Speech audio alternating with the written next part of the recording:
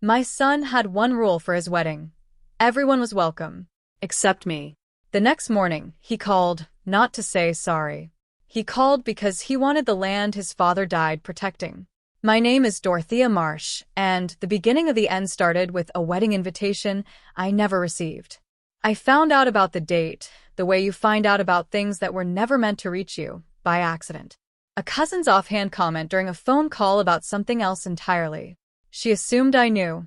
She laughed about the venue, asked if I was excited, mentioned she had already bought her dress. I sat very still on the edge of my bed and said yes, of course. Very excited. When I hung up, I stared at the wall for a long time. My son Caleb was getting married in 6 weeks. And he had not told me. I want you to understand something before I go any further. Caleb was not a bad child.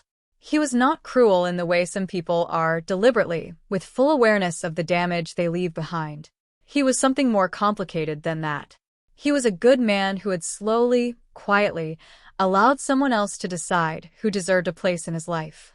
And he had done it so gradually that neither of us noticed until the distance between us had grown too wide to cross without effort neither of us knew how to make. His father, Warren, had been gone for 3 years. Warren was the kind of man people wrote songs about without realizing it. Steady. Quiet. The sort of person who fixed things, fences, engines, broken silences, without ever needing to be thanked. He had loved this land the way some men love their faith. Completely. Without condition. Without ever needing to explain why. 60 acres of farmland in central Virginia. Warren's grandfather had broken the ground. His father had built the barn. Warren had walked every corner of it every evening until the evening he couldn't anymore. Before he passed, he held my hand in the hospital room while the machines beeped softly in the background and the light through the window turned everything gold. Don't let it go, Dottie. Promise me. Whatever happens, don't let anyone turn it into something it was never meant to be. I promised. I had no idea, standing there in that golden light, how much that promise would cost me. I called Caleb the evening after I found out. He answered on the 3rd ring, and I could hear in the half-second pause before he spoke that he already knew why I was calling. Mom. 6 weeks, Caleb. Another pause. Longer this time. We kept it small.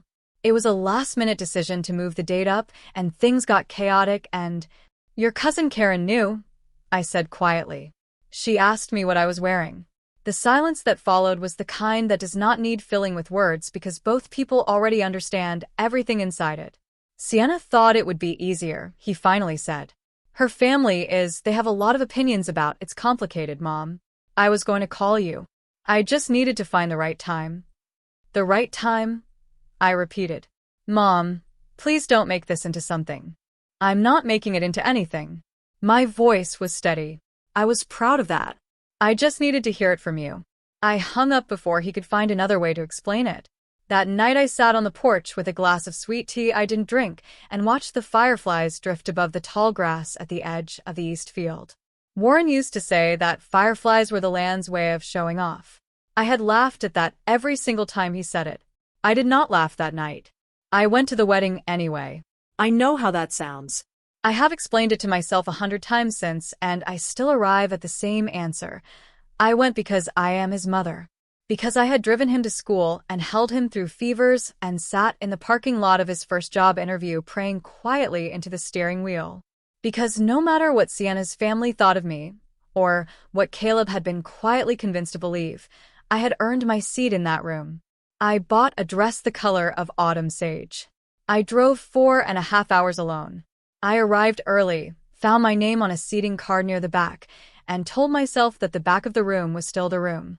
The venue was beautiful, exposed brick and string lights, long farm tables draped in cream linen. Sienna had good taste, I noticed. I gave her that. The flowers were simple but elegant, white and pale green, and the whole room smelled faintly of eucalyptus and something warm I couldn't name. I watched my son stand at the altar.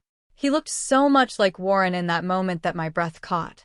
The ceremony was short and honest and genuinely lovely.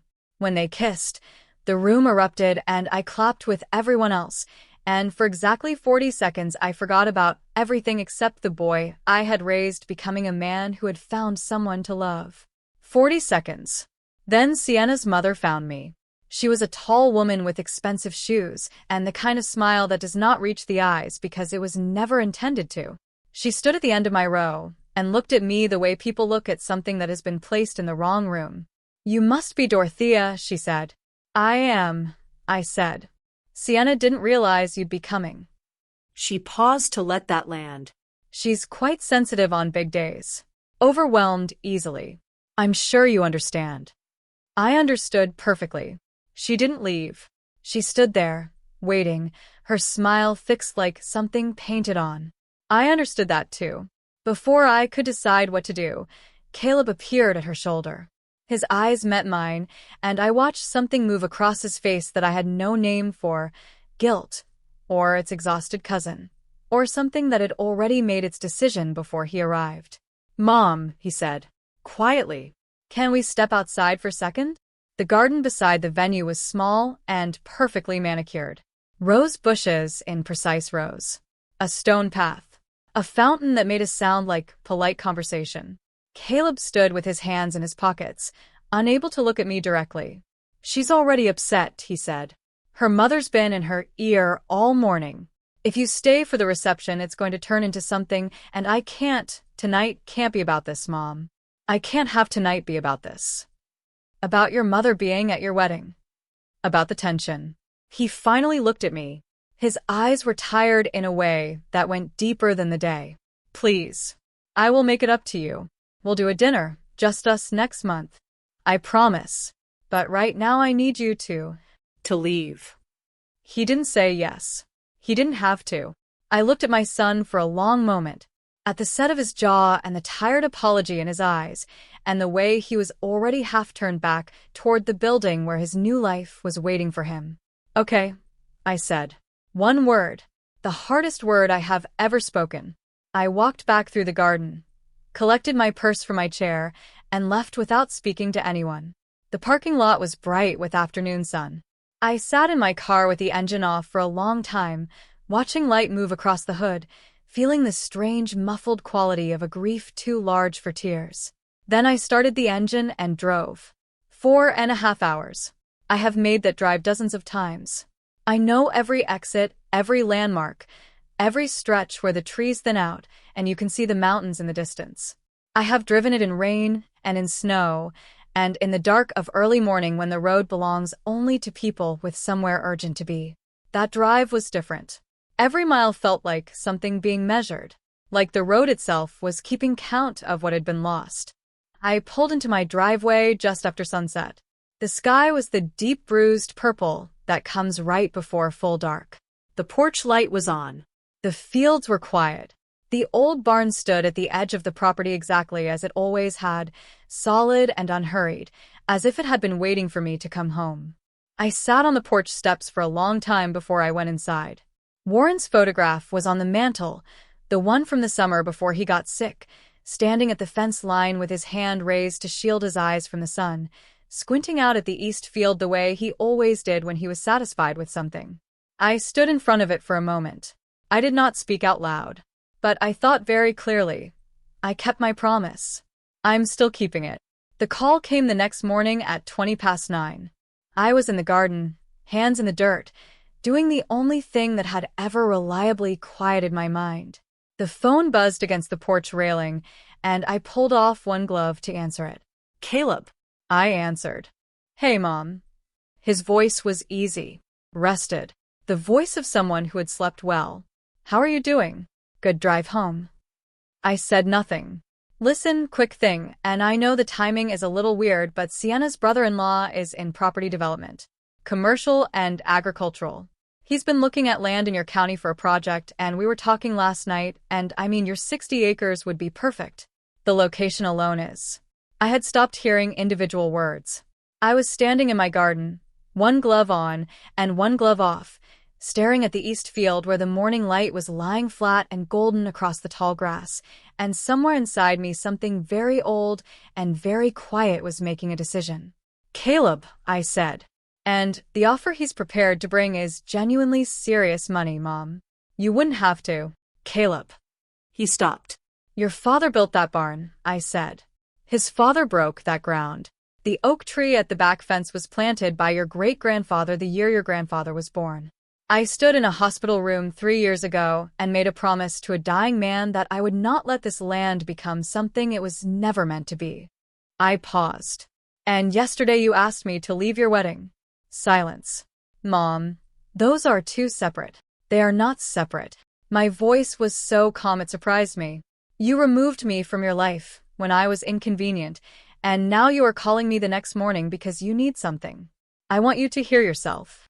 I said I'd make it up to you. I said we'd have dinner. You asked me to leave your wedding, Caleb. There is no dinner that fixes that. So, you're going to punish me by refusing a business conversation? Punish. That word. I had worked double shifts for 11 years after Warren died to keep the taxes paid on this land. I had repaired the fence alone one winter when the posts rotted through, driving posts into frozen ground with borrowed tools because hiring someone would have cost more than I had. I had done every single thing alone that Warren and I had once done together, because this land was the last thing he had trusted me with, and I would not let it go. Punish. I'll call you later, I said. I hung up and stood very still in my garden for a long time.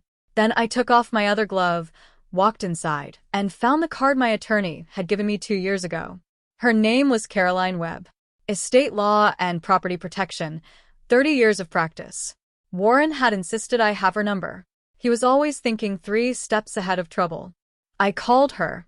She answered on the second ring. Her office was 40 minutes from the farm, on the second floor of a red brick building on the main street of a small town that had not changed much in 30 years.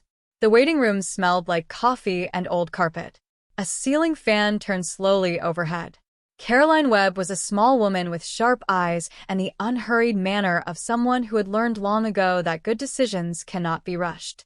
She listened to everything I said without interrupting. When I finished, she was quiet for a moment.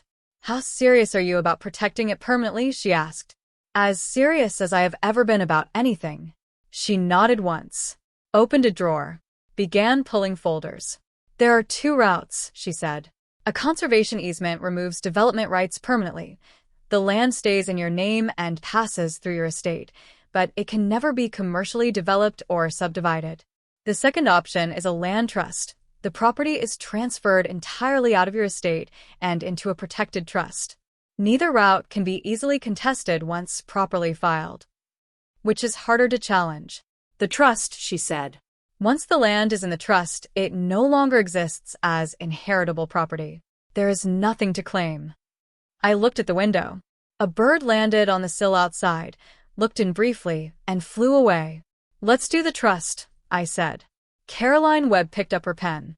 The paperwork took 2 days. During those 2 days, Caleb called 11 times. Sienna sent 3 messages, each one more carefully constructed than the last, warm on the surface, pressurized underneath. Her brother-in-law, a man named Derek who I had never met, sent a formal inquiry to my personal email with a dollar figure in the subject line large enough to make me stare at it for a long moment. I did not respond to any of them. On the 3rd morning, I sat in Caroline's office and signed my name to 17 pages of documents. My hand was steady throughout. When the last page was done, Caroline stacked everything into an envelope with practiced efficiency and told me it would be filed by end of business that day.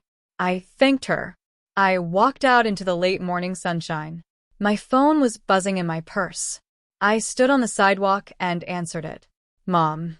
Caleb's voice had shifted into something younger, something that reminded me of the boy who used to come to me when he'd broken something and didn't know how to say it. Please just talk to me. Before you do anything, please. I know I hurt you. I know the wedding was wrong. Sienna and I have already talked, and she knows she went too far. I want to fix this. I want to fix everything. Just don't do anything permanent. Please. I looked up at the sky for a moment.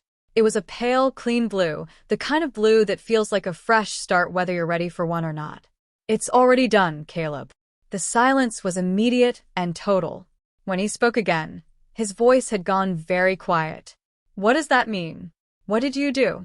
The land is in a protected trust. It cannot be developed. It cannot be sold. It cannot be subdivided. It is no longer part of my estate. I heard his breath change. Mom. Something cracked in his voice. That's my inheritance. That land belongs to our family. It belongs to itself now, I said. The way it always should have. I'll contest it. The crack was gone, replaced by something harder. I'll get a lawyer and I'll contest it and… You're welcome to try, I said. Caroline Webb's number is on our family contact list. You can call her directly. A long silence. Then Sienna's voice in the background, sharp and rising. Then Caleb again, quieter than before. I can't believe you would do this. I can't believe you asked me to leave your wedding, I said. And yet here we are. I ended the call. I stood on the sidewalk for another moment, breathing in the cool morning air, feeling the strange lightness of a decision fully made. Then I walked to my car and drove home. The lawyers came and went. Caleb hired someone in the city who sent strongly worded letters and made authoritative phone calls that changed nothing. Caroline handled each one with the same patient efficiency. By midwinter, the letters had stopped. Christmas came and passed without a phone call. New Year's came and passed without a message. I told myself I was fine. On most days, I was. The land was peaceful in winter, the fields gone silver with frost, the barn solid and dark against the pale sky, the oak tree at the back standing bare and patient as it had for 100 years. I walked the fence line every morning the way Warren used to. I let the cold air fill my lungs. I let the quiet do its work. Some mornings were harder than others. Some mornings I stood at the kitchen window with my coffee and looked at the empty driveway and felt the specific grief of a parent whose child has chosen distance, and there are no words for that grief because it is not like losing someone to death. It is losing someone who is still walking around in the world, still making choices, still alive, and choosing not to come home. Those were the hard mornings, but I kept walking the fence line. I kept the barn in good repair. I kept my promise. The letter arrived on a Thursday in late March. I almost didn't see it. It was tucked beneath a seed catalog on the porch steps, hand-delivered rather than mailed. My name written on the envelope in handwriting I recognized before I consciously registered it. Caleb's handwriting. The same slanted cursive from the birthday cards he used to make by hand when he was small enough that a crayon drawing was the finest gift he knew how to give. I sat on the porch steps in the late afternoon sun and opened it. 4 pages. Written on both sides in a hand that got messier as it went, the way writing does when the words are moving faster than the pen can follow. He wrote about Sienna. About how the marriage had not survived the winter. Not because of the land, he said, but because the land had been the moment he finally saw clearly what he had been willing to do to people he loved in order to keep the peace with someone who is never satisfied. He wrote about therapy. About the specific memory he kept returning to, standing in that garden with me, watching me nod once and walk away, and feeling, beneath the relief that the situation was handled, a shame so deep it took months before he could look at it directly. He wrote about Warren. He wrote, I went to the farm once in November and just stood at the gate. I didn't knock. I don't know why I didn't knock. I think I wasn't ready. I just stood there and looked at the oak tree for a while. And I understood, Mom. I finally understood what Dad meant. I understood what you protected. And I understood what I almost helped destroy. The last lines were short. I don't expect anything. I'm not asking for anything. I just needed you to know that I see it now. I see what I did, and I see what you are, and I am more sorry than I know how to say. Caleb.